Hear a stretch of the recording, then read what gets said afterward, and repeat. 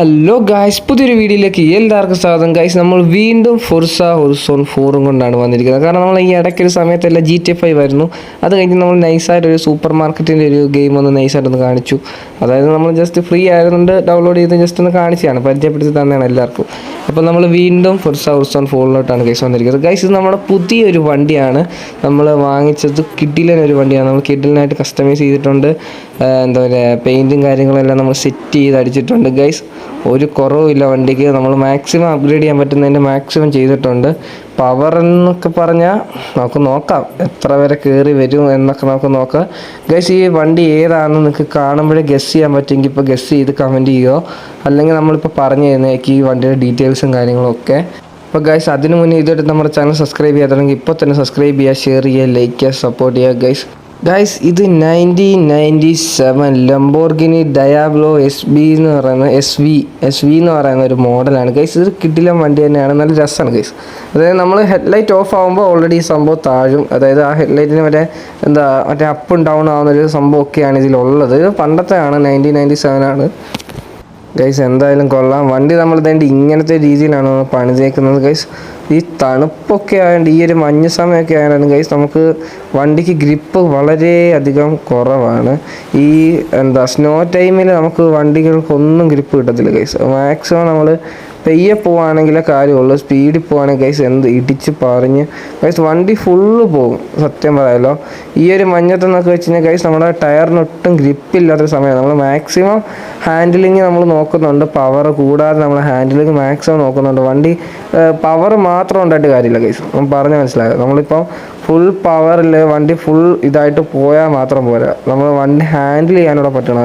ഇപ്പം വേറൊരു വണ്ടി ഇപ്പോൾ ഫ്രണ്ടിൽ വന്നു കഴിഞ്ഞാൽ വേഗം നമുക്ക് വെട്ടിച്ച് ഹാൻഡിൽ ചെയ്ത് എടുക്കാൻ പറ്റുന്നൊരു സംഭവം കൂടെ വേണം നമുക്കിനി. ഇപ്പോൾ ഈ ഒരു സമയത്ത് വളരെയധികം ടാസ്ക് ആയിരിക്കും.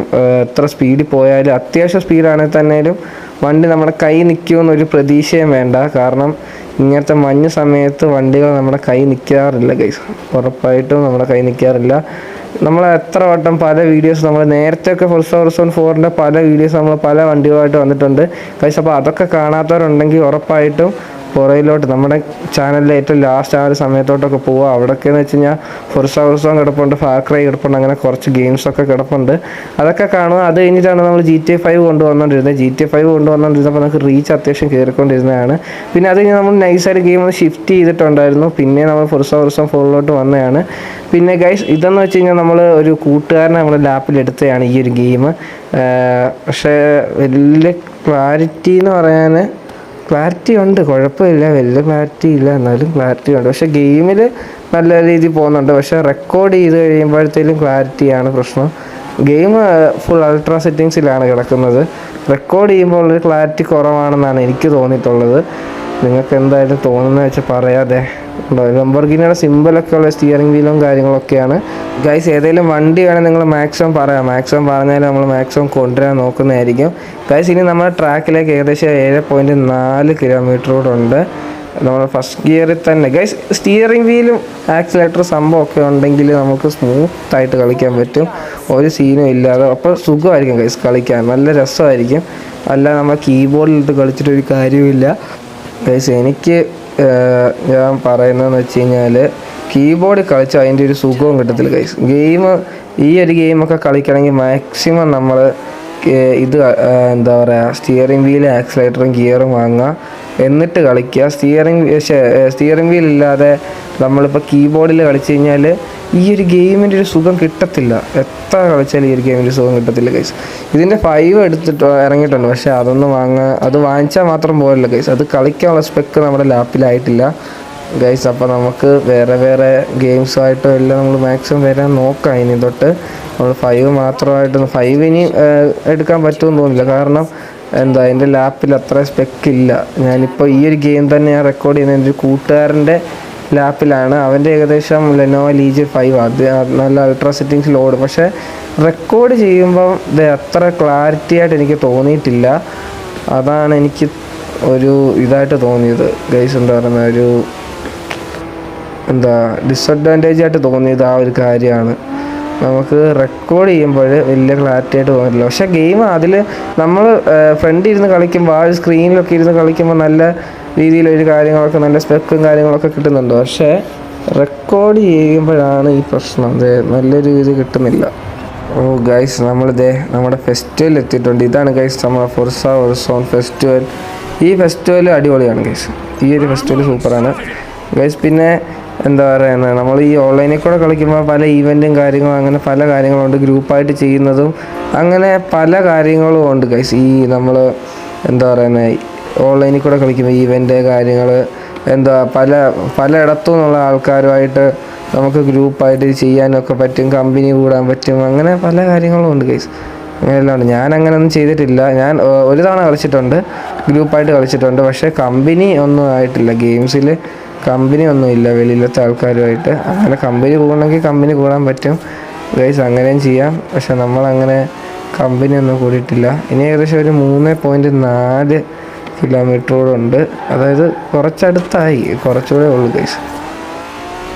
ഓക്കെ, നമുക്ക് എന്തായാലും നേരെ അങ്ങോട്ട് പോകാം ഗൈസ്. നമ്മൾ പിന്നെ എന്താ പറയുക, ഈ ടാക്സിയൊക്കെ ഓടാൻ പോകുന്നുണ്ട് ഇതിനകത്ത് ഗൈസ്. നമുക്ക് ഇതുണ്ട്, ടാക്സി ആയിട്ട് നമ്മൾ പൈസയൊക്കെ കൊടുത്ത് കയറിയിട്ടുണ്ട്. നമുക്ക് ഓട്ടോ ഒക്കെ കിട്ടാറുമുണ്ട്. നമ്മൾ ഇനി ചെന്നാൽ മതി, ഓട്ടം കിട്ടുമ്പോൾ പോയാൽ മാത്രം മതി. ഞാനിപ്പം ഓട്ടം കിട്ടുമ്പോൾ അങ്ങനെ ഇടയ്ക്കൊക്കെ പോകാറുണ്ട്, ഇടയ്ക്കൊന്നും പോകാറൊന്നുമില്ല. പക്ഷേ ടാക്സി ഗൈസ് ഇച്ചിരി മെനയാണ് കേട്ടോ. അവർ പറയുന്ന ടൈമിൽ നമ്മൾ പറപ്പിച്ച് പോകേണ്ടി വരും.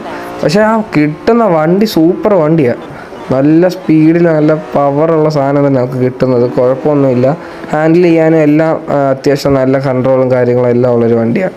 പക്ഷേ എന്നാലും ടൈം വെച്ചിട്ടും ഇച്ചിരി ഡിസ്റ്റൻസ് വെച്ചിട്ടും ഒക്കെ ഇച്ചിരി പാടാണ് നമുക്ക് ഫുൾ സ്റ്റാർ അടിപ്പിക്കാം ഗൈസ്.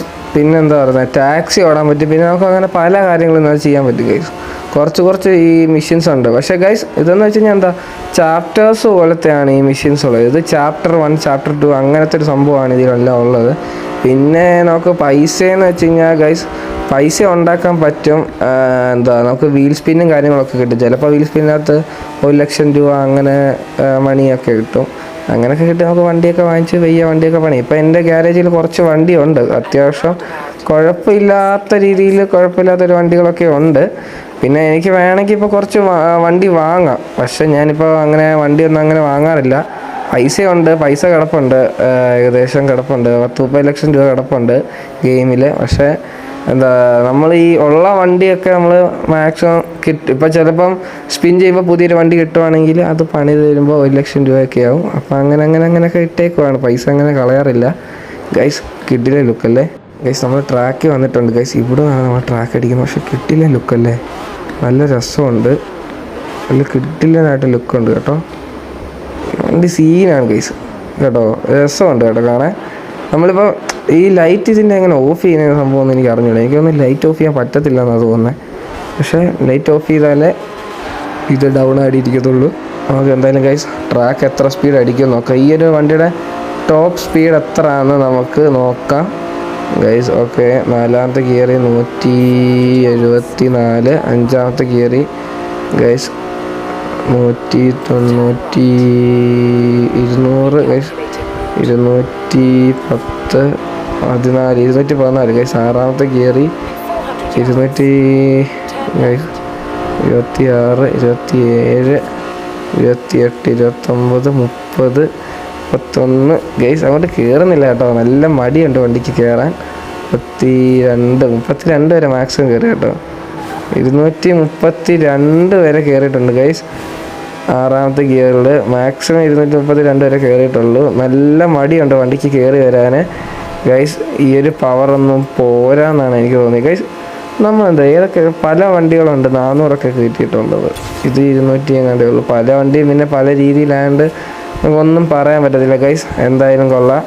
232 ഗൈസ് അപ്പോൾ ഇതിൻ്റെ ടോപ്പ് സ്പീഡെന്ന് പറയുന്നത് ഗൈസ്. എന്തായാലും കൊള്ളാം. ഇന്നത്തെ വീഡിയോ നമുക്ക് എല്ലാവർക്കും ഇഷ്ടപ്പെട്ടു എന്ന് വിചാരിക്കുന്നു. എല്ലാവരും നമ്മുടെ ചാനൽ സബ്സ്ക്രൈബ് ചെയ്യുക, ഷെയർ ചെയ്യുക, ലൈക്ക് ചെയ്യുക, സപ്പോർട്ട് ചെയ്യുക ഗൈസ്. ഇങ്ങനത്തെ വേറെ കാർസുമായിട്ടൊക്കെ ഇനി നമുക്ക് വരാം. അത് കഴിഞ്ഞിട്ട് വീണ്ടും നമുക്ക് GTA 5 തുടരാം. അങ്ങനെ ഇടയ്ക്ക് നമുക്ക് ഓരോരോ ഗെയിംസൊക്കെ ആയിട്ട് വരാം ഗൈസ്. അപ്പം ഓക്കെ, ബൈ.